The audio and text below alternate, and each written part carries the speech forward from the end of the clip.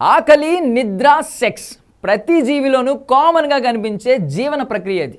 బ్రతకడానికి తిండి, ఆరోగ్యం కోసం నిద్ర, తమ తరాన్ని ముందుకు తీసుకెళ్లేందుకు ప్రత్యుత్పత్తి. ప్రతి జీవి పరిణామ క్రమం ఇలాగే ఉంటుంది. కానీ కాస్త లోతుగా పరిశీలిస్తే ఒక్కో జీవి జీవన విధానం ఒక్కో రకంగా వెళ్తూ ఉంటుంది. నిజానికి చాలా విచిత్రంగా ఉంటుంది కూడా. ఇదే విషయంపై పరిశోధన జరిపిన దక్షిణ అమెరికా సైంటిస్టులు పాముల లైంగిక ఉత్పత్తి విషయంలో ఓ విచిత్రమైన విషయాన్ని బయటపెట్టారు. అదేంటంటే అనకొండ జాతి పాముల్లో ఆడపాము సంభోగం తర్వాత మగపామును చంపేస్తుందట. వినడానికి కాస్త భయంకరంగా ఉన్నా అదే నిజం.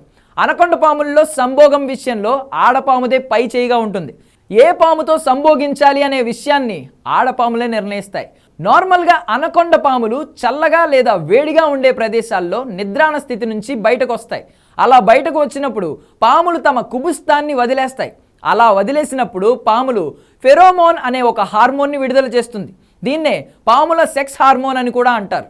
హార్మోన్ వాసనకు మగపాములు ఆడపామును వెతుక్కుంటూ వస్తాయి. అలా వచ్చిన పాముల్లో తనకు నచ్చిన మగపామును ఆడపాము సెలెక్ట్ చేసుకుంటుంది. సంభోగ క్రియలో కూడా ఆడపాముదే పై చేయిగా ఉంటుంది. ఎందుకంటే అనకొండ జాతిలో మగపాము కంటే ఆడపాము పరిమాణంలో చాలా పెద్దదిగా ఉంటుంది. మగపాము కంటే ఆడపాము దాదాపు 5 రెట్లు పెద్దగా ఉంటుంది. దీంతో ఏ రకంగా చూసినా మగపాములు ఆడపామును డామినేట్ చేయలేవు. ఇంతేకాకుండా ఆడపాముల్లో హార్మోన్స్ ప్రభావం చాలా తీవ్రంగా ఉంటుంది. సంభోగం తరువాత ఆడపాము మగపామును చంపేస్తుంది లేదా మింగేస్తుంది. ఈ కారణంగానే సంభోగం పూర్తయిన వెంటనే మగపాములు పారిపోతాయి. ఒకవేళ పారిపోవడం వీలవ్వకపోతే ప్రాణాలు పోగొట్టుకోవాల్సిందే.